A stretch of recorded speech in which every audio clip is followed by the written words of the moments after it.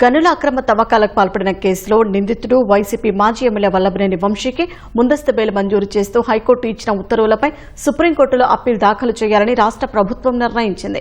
Appeal దాఖలుకు తక్షణం చర్యలు తీసుకోవాలని సుప్రీంకోర్టులోని రాష్ట్ర ప్రభుత్వ అడ్వకేట్ ఆన్ రికార్డ్ ఏఓఆర్ కార్యాలయ ప్రత్యేక అధికారిని ఆదేశించింది. రాష్ట్ర హోంశాఖ ముఖ్య కార్యదర్శి కుమార్ విశ్వజిత్ ఈ మేరకు ఉత్తర్వులు జారీ చేశారు.